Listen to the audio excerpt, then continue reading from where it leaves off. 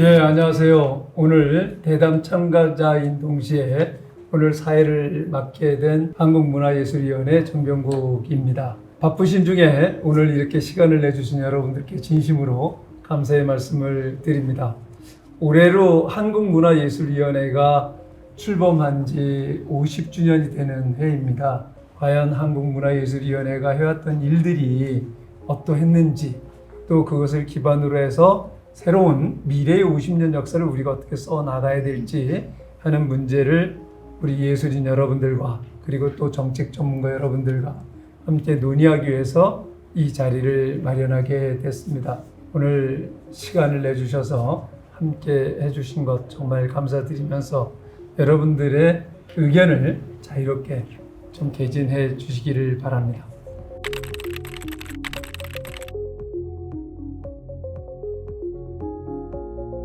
예, 그럼 먼저 첫 번째로 문화예술위원회에 대해서 얘기를 좀 해보고 싶어요. 여러분들께서 현장에서 느끼는 우리 예술의 존재감, 역할에 대해서 한번 이야기를 나눠보고 싶습니다. 개인적인 차원에서 예술인은 애증의 존재입니다. 먼저 사실 블랙리스트 사태에 관해서 말하지 않을 수 없습니다. 단순히 지원에서 배제했다는 사실과 별개로 예술위가 헌법 제22조 학문 예술의 자유를 지키고 확대하기는커녕 훼손한 점이 많은 예술인에게 그 큰 충격과 상처로 기억되고 있습니다. 그리고 이제 이명박 정부에서 문체부 장관을 역임한 정병국 전 의원께서 예술위 위원장을 맡게 된 것에 대해서 많은 예술인이 우려를 표하고 있다는 점을 알고 계시리라고 저는 생각이 듭니다. 그때 저는 이제 이 50년보다 오히려 위원회가 전환되고 나서 이제 한 1, 2년 있을 때 한 20년 정도가 더 사람들에게는 관심사가 아닌가 이렇게 좀 생각이 들어요.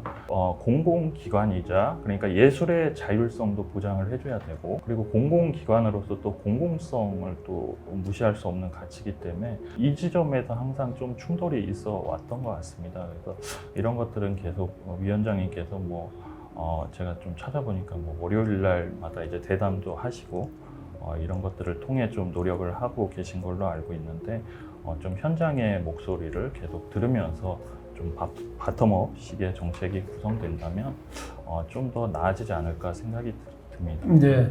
저는 제 농담 삼아 인생이 비영리였다라고 얘기를 많이 하는데 큐레이터 한 지 한 25년 정도 된 것 같아요. 근데 25년 중에 대한공간에 있었고 또 이제 사립미술관협회에 있고 독립기획하고 하면서 사실 말씀하셨던 그 20년 기간 동안에 계속 꾸준히 신청하고 붙어서 좋아하고 떨어져서 슬퍼하고 이런 과정들을 쭉 해서 저한테 예술인은 거의 같이 왔던 저의 경력하고 같이 왔던 상황이었구나라는 건 이제 오늘 새삼 그런 생각을 하게 됐는데요.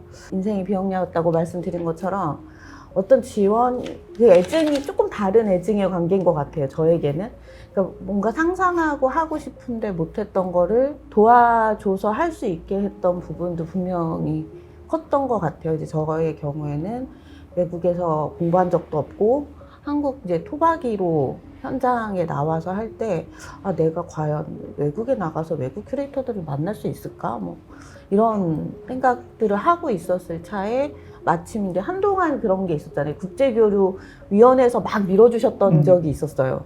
그런 거를 타고 갔긴 했는데 또 그것도 한편에서는 말씀하셨던 것처럼 이 순수예술이 한 번 보내준다고 잘 되는 것도 아니고 한 번에 뭔가가 만들어지는 것도 아닌데 계속 지속 가능한 건 무엇인가라는 고민을 계속 하게 됐던 것 같아요. 그래서 첫 발은 디뎠지만 그 다음엔 어떡할까 이런 고민을 하면서 계속 같이 갔던 것이 아니었나. 그리고 블랙리스트가 작동되던 그 시기의 공포는 여전하고요. 그리고 지원을 할 수 있는 그 공고가 뜨는 시기에는 정말 그렇게 어려울 수 없는 국가 조직이고요. 그리고 제가 수혜를 받는 그 순간에는 그렇게 반가울 수 없는 정말 저랑 너무 밀접한 관계처럼 느껴지는 그런 존재죠.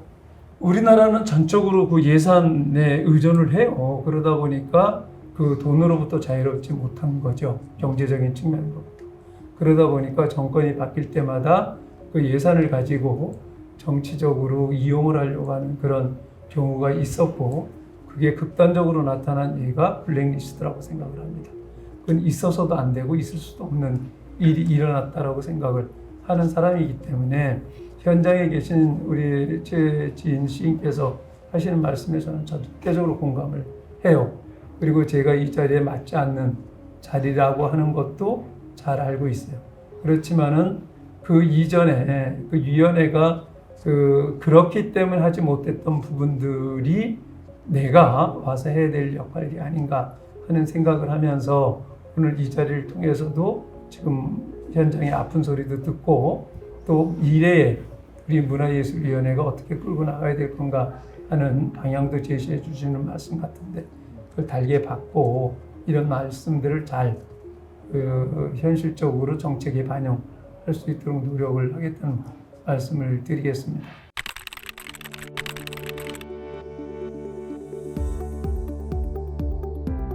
그리고 두 번째는 예술 현장과 예술이의 역학관계가 어떠한가 하는 부분에 대해서 좀 구체적으로 의견을 나눴으면 좋겠어요. 근데 개인적으로 그 공모를 설계하는 데 있어서 젊은 예술가들이 참여하는 경우는 많지 않다고 저는 생각합니다. 이미 정해진 설계 안에서 이 젊은 예술가들이 공모하는 형태가 아니라 젊은 예술가들이 직접 현장에서 필요한 공모들을 설계하는 방안이 있었으면 좋겠고요. 예술가가 하고 싶은 창작을 마음껏 할 수 있게 하는 것이 하나의 비전이다라고 이야기했는데 그것은 많은 예술가가 바라는 바라고 저는 생각합니다. 근데 이제 시너지에서는 이게 예술 현장이 아니라 시너지라는 것은 많이 만나야 하고 위에서 아래로 나가는 게 아니라 서로 부딪히고 만나야 하는 건데 그 관계가 지원하고 수혜받고 이런 입장이 아니라 서로 뭔가 예술 활동에 대해서 어떻게 예술 활동을 잘하게 될지 잘할 수 있을지 파트너 관계에서 조금 나아갔으면 하는 바람들이 좀 있습니다.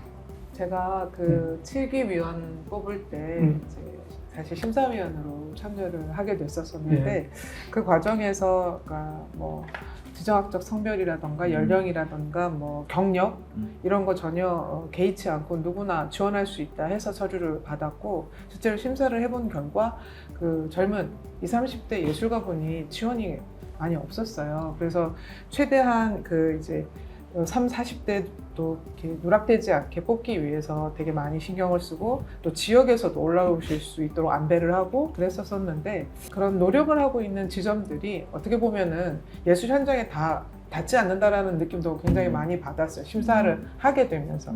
지금은 그 뭐 소통이라던가 이런 걸 통해서 아니면 지금의 위원장님이나 그전 위원장님도 마찬가지였지만 현장의 소리를 많이 듣고 반영하고 계신다고 하시는데 실제로 그게 이제 알려지는 방법이 좀 없었던 건 아닐까라는 생각이 많이 들어요. 그 직접적으로 소통할 수 있는 창구가 있다라는 것으로 예술이가 궁극적으로 이루고자 하는 자유로운 창작 환경을 만드는 데 있어서는 다소 좀 소극적인 전략이지 않을까. 예술 현장은 만나는 것에 있다고 생각하지 않습니다. 절대로.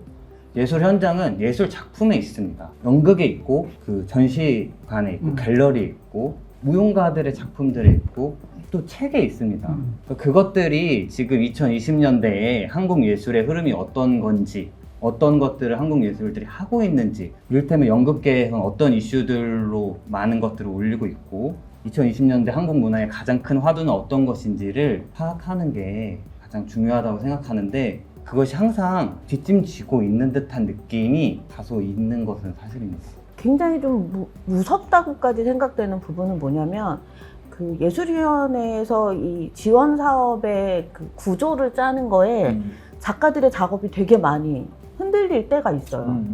그러니까 특히 이제 요즘에 그 메타버스 막 이런 쪽이 막 확 몰리면서 실제로 그걸 잘하는 사람들이 그렇게 많지 않거든요. 근데 그럼 다 그거 해야 된다라고 생각하면서 뭐라도 하나 더 내보내려고. 그러니까 이게 내가 하는 거를 작가가 혹은 전시하는 사람이 아, 내 지금 잘 가고 있는 거야. 내 걸로 가도 돼. 이게 아니라 지원 사업에 따라서 이게 계속 휘둘려지는 지점들이 있으니까 예를 들어 젊은 작가분들은 우리한테 너무 뭐가 없어라고 하시지만 사실 중반대에 있는 분들, 40, 50대 분들은 예술위에는 우리는 선택할 거 하나도 없어라고 지원할 거 하나도 없어. 그냥 원로 작가는 원로 작가대로 해주고 젊은 작가는 젊은 작가대로 했는데 우리 거는 없어. 뭐 이러는 작가분들도 계시거든요.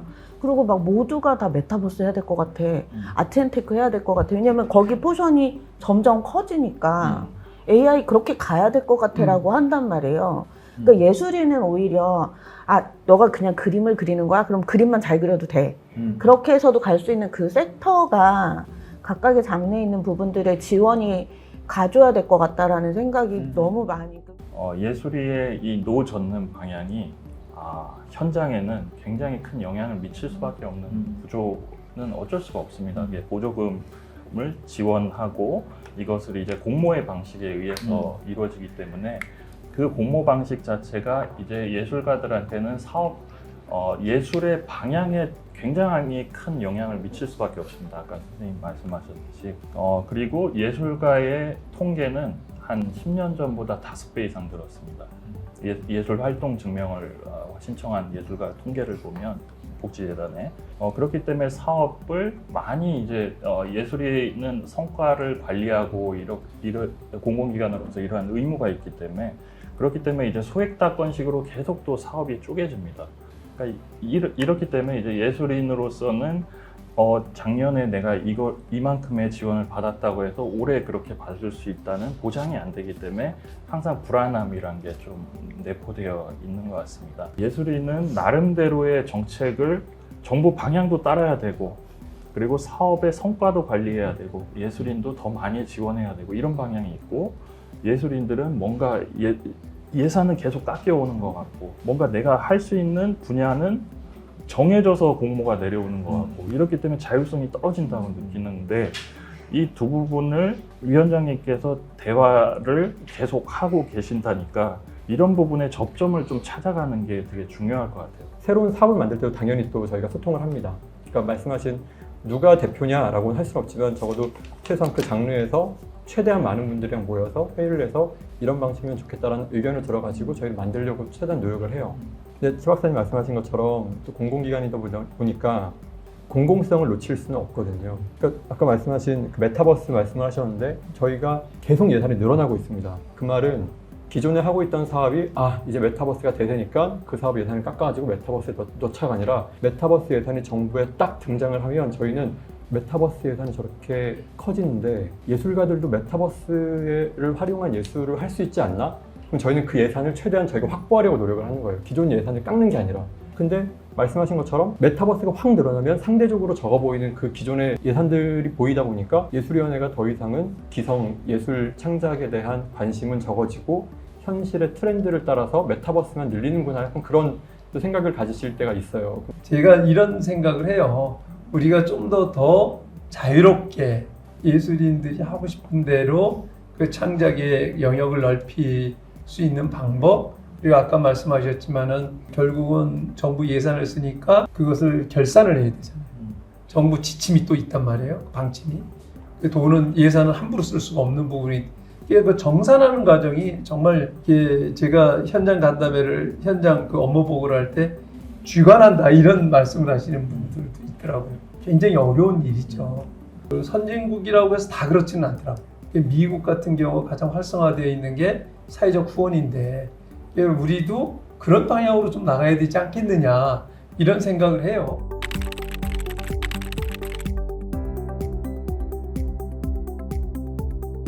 예산에만 우리가 기대는 것이 아니라 어떻게 하면 사회적 후원 시스템을 활성화시키고 국민적 캠페인을 통해서 후원 제도를 활성화시키고 그렇게 해서 문해진흥기금이 확충이 되고 그렇게 해서 우리 문화예술인들이 보다 더 자유로운 그 공간 속에서 창작 활동을 할 수 있을 것인가 하는 게 우리 과제 중에 하나가 또 아닐까. 이런 부분에 대해서는 어떤 생각들을 갖고 계신지 좀 얘기를 듣고 싶습니다.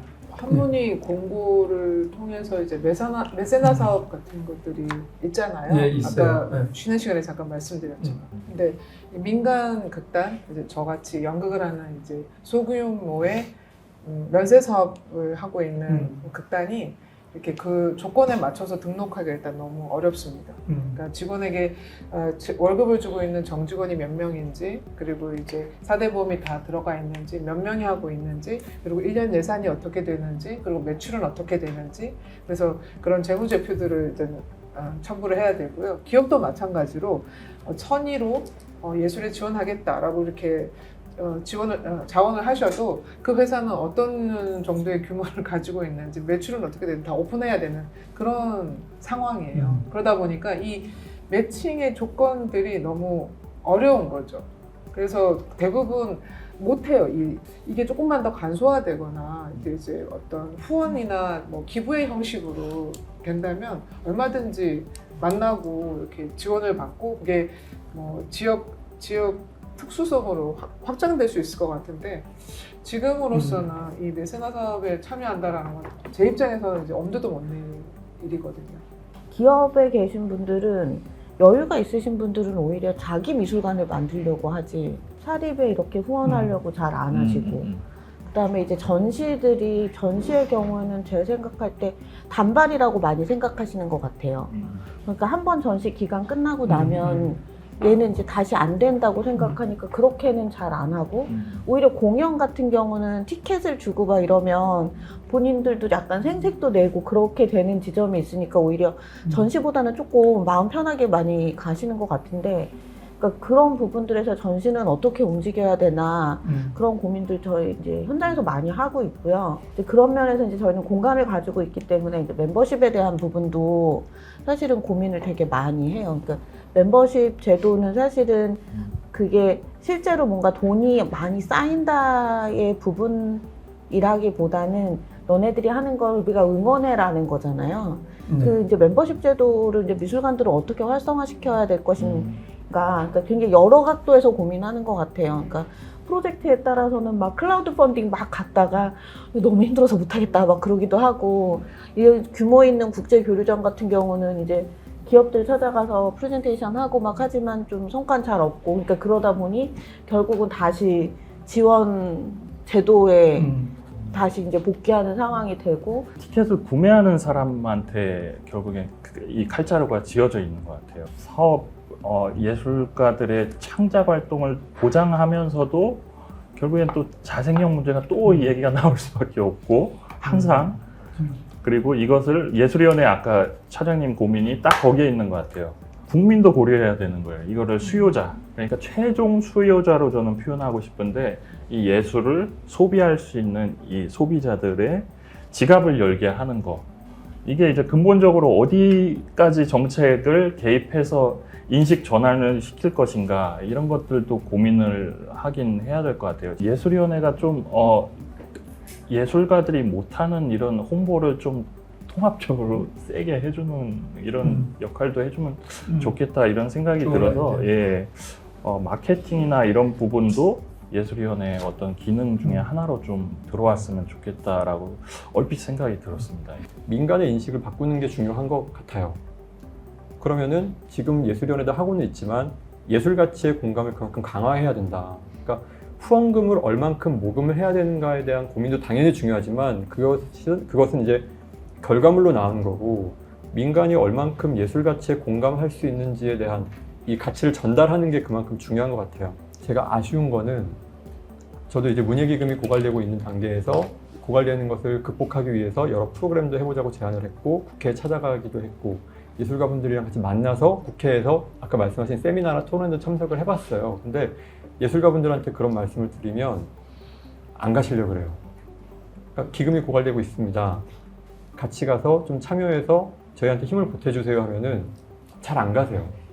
예술위원회 기금이 고갈되는 거는 예술위원회의 일이다 라고 하시는 것 같아서 되게 마음이 어려운 점들이 있었어요. 지금 문화예술의 가치에 대해서는 상당히 과거 10년 전하고는 비교가 안 될 정도로 인지는 돼 있는 것 같아요. 이제는 이게 이제 그러한 부분들이 기업하는 사람이나 일반 국민들에게도 문화예술의 가치가 어떠하다, 그리고 실질적으로 살아가는 데 있어서 또는 사업을 하는 데 있어서 이게 어떻게 미치고 있는가 하는 부분에 대한 우리가 인지를 좀 더 높여줄 수 있는 그런 어떤 이벤트를 하거나 홍보를 하거나 하게 되면 좀 더 개선이 되지 않을까 하는 생각하에서 지금 기업마다 모두 ESG 경영을 의무적으로 해야 되잖아요. 그래서 기본적으로 매출의 몇 %를 ESG 경영에 써야 되는데 그것을 다른 분야에 쓰는 것보다 문화예술 쪽에 후원을 씀으로써 시너지가 훨씬 더 많이 나온다 하는 부분을 좀 캠페인을 좀 체계적으로 했으면 좋겠다 해서 저희가 그런 부분들을 좀 연구를 하고 있습니다. 그래서 좀 많은 의견들을 좀 모으고 있는데 또 한 가지는 그게 이제 뭐 일시적일 수도 있지만 그래도 어떤 계기성 전환점을 한번 만들어 보자 그래서 9월 23일 날은 저희가 이제 50주년 기념 행사도 할 겸 그래서 이 전환을 예산에서 후원으로 전환을 하는 이런 시스템을 좀 해보자 이렇게 해가지고 대국민 음악회를 저희들이 지금 준비를 하고 있습니다. 앞에 모두에서도 말씀드렸지만 50년이 됐지만 이제 시작이다 하는 생각을 가지고 또다시 50년을 시작을 해야 되지 않을까 이런 생각들을 갖습니다. 한국문화예술위원회와 예술 현장과의 관계는 말씀하신 대로 다시 신뢰를 회복하는 것은 굉장히 오랜 시간이 걸리겠지만 기본적으로 신뢰하고 믿는 기관이기도 합니다. 그래서 그거를 기억해 주시면 감사하겠고요. 그리고 이제 그 예산을 따오는 어려움과 그걸 이제 국가 기준에 맞춰서 정책 기준에 맞춰서 어쩔 수 없이 따라붙는 요소들이 있다는 것도 이해합니다. 하지만 그럼에도 불구하고 저희 예술인들은 조금 더 섬세하게 예술 정책을 짜기 위해서는 시행하시기 전에 그리고 시행하시고 난 다음에 좀 더 명확한 소통 체계를 둬서 피드백을 받으신 다음에 그 제도가 없어지지 않게끔 해주시면 너무 감사하겠어요. 이 제도의 단점이 이제 피드백을 드렸을 때 없어지고 새로운 게 나오고 새로운 게 아트앤테크도 마찬가지로 또 없어진다는 소문이 막 돌고 있어요. 왜냐하면 너무 기업에 많이 가고 있다. 예술가한테 가고 있지 않다. 근데 이게 또 이걸 준비하고 있던 예술가들도 멘붕에 빠집니다. 어떻게 해야 되지? 그래서 고충과 어려움도 알고 있고 소통을 하시고자 오늘 이 자리를 만든 것도 너무 잘 알고 있습니다. 그럼에도 불구하고 저희 부탁은 어떤 사업을 설계하실 때 그 피드백 받는 부분에 있어서 조금 더 이렇게 섬세하게 고쳐주시고 유지해주시고 또 지켜봐 주시기 부탁드립니다. 큐레이터 생활의 활동의 경력의 시작이 어떻게 보면 예술이의 또 다른 시작하고 되게 비슷하게 진행이 됐던 것 같아요. 그래서 만났던 예술이 분들 되게 고생 많이 하시는 것도 많이 알고 노력하시는 것도 알고 하지만 조금 더 저희는 그냥 요구하게 될 수밖에 없는 상황이라 모두에 말씀드렸던 것처럼 그 비슷한 얘기일 것 같은데요. 설계 구조가 좀 더 우리가 하는 활동을 믿고 가게 만들어줬으면 좋겠다와 지금 계속 예술인 개인한테 들어오지만 사실 예술 생태계는 개인도 있고 기관도 있고 되게 협력한 다양한 단체들도 있잖아요. 그래서